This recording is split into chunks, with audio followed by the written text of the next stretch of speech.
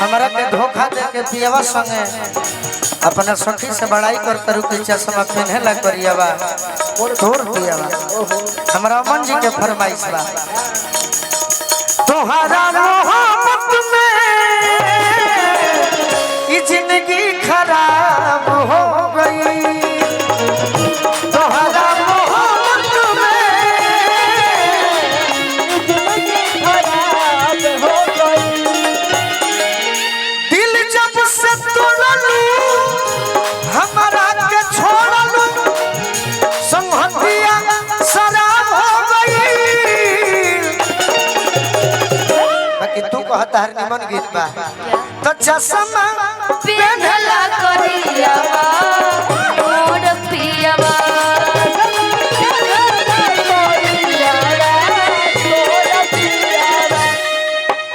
लेकिन जब पति प्यार करने वाला मिल जाए तो उस पत्नी वो बड़ी खुश होती है कि भाई हमारा प्यार करने वाला पति मिल गया। त जैसा न सोचले रहनी वैसा न पियावा मोर बारे। थोड़ा सा धुन चेंज करके। अच्छा हाँ गबड़ा को तो ये कहबो। अच्छा कुछ भी अबे चेंज चल कर सकते हैं ना जी तो कर सकते फिर वो भी आ जाएंगे। त जैसा न सोचले रहनी वैसा न पियवा मोर बारे।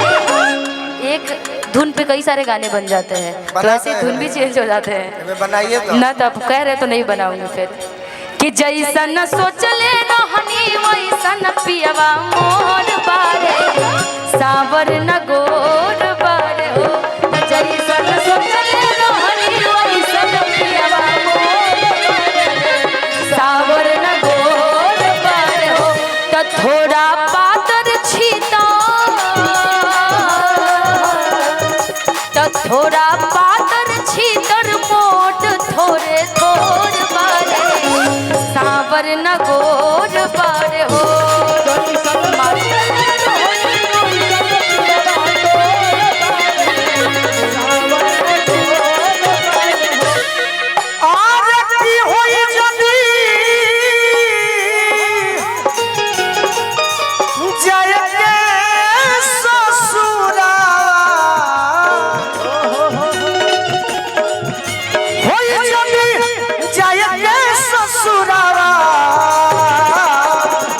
दे के बहुरा जय हो जा दे के बहुरा जय हो दादा देबू बिना रे कसुरा दादा देबू बिना रे कसुरा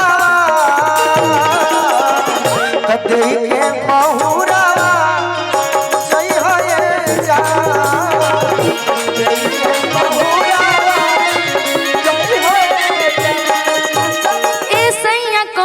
कवन से बकोरी खिस पर बोल दे दिया लागल बोरी।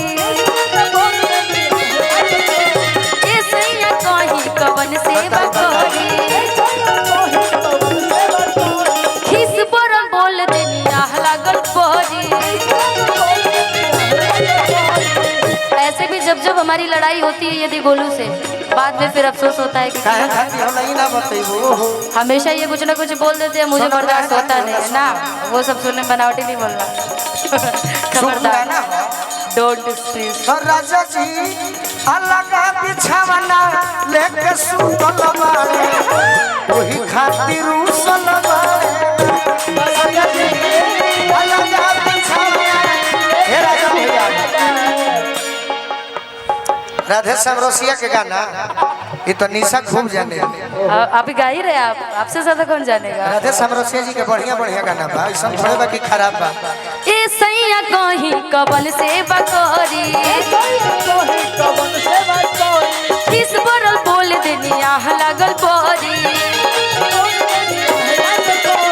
ए सैया कहीं कवन से बकोरी किस बरल बोल देनिया लागल बोरी।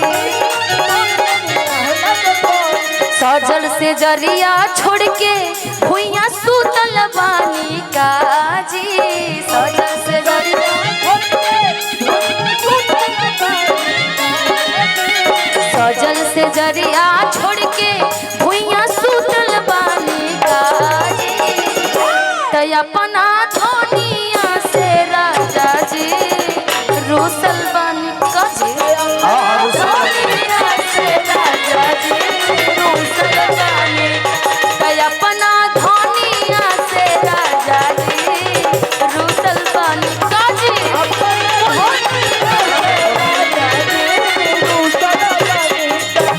बोलबे करब काहे रुसल बानी कि निशा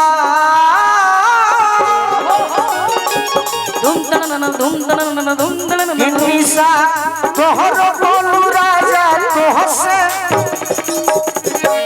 अरे अलगा बिछावना लेके सुतल बाड़े ओही खातिर रुसल बाड़े राजा जी अलगा बिछावना लेके सुतल बाड़े बोलला बोल नहीं खन करत नहीं खन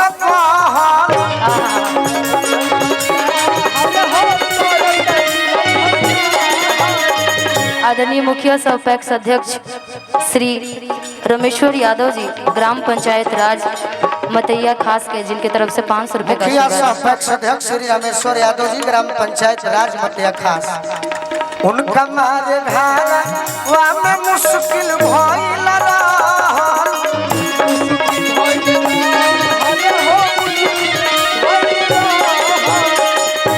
कि बाकी घर के खाना खइला बिना टूटल बाड़े ओही खातिर रुसल बाड़े राजा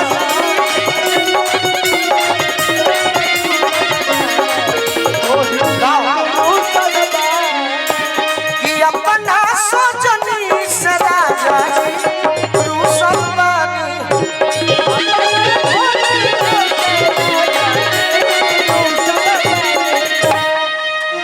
घर में बनैनी हम नया नया खाना नया नया खाना राजा नया नया खाना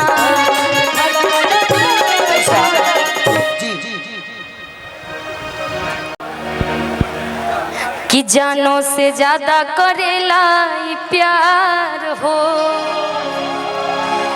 कि होवे लभर हमर दिलदार हो कि जानो से ज्यादा करेला ई प्यार हो कि होवे मर्द हमर दिलदार हो कि रखे खूब खुश माना कि रखे खूब खुश माना रखे मोर हियावा मोर पिया हाँ मोर पिया त चश्मा पेन्हला करियावा ऐसे निमनी कह कि मोर पियावा अरे दिमाग देला तकिया मोर पिया बाकी करियावा ठीक बेदर्दा ये मेरा अपना गाना भी रिलीज हुआ है मेरे चैनल से त चश्मा पेन्हला करियावा मोर पियावा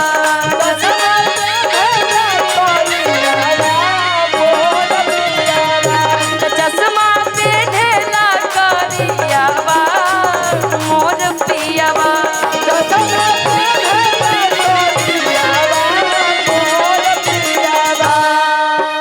जानो से ज्यादा करेला प्यार हो हवे मरद हमर दिलदार हो जानो से ज्यादा करेला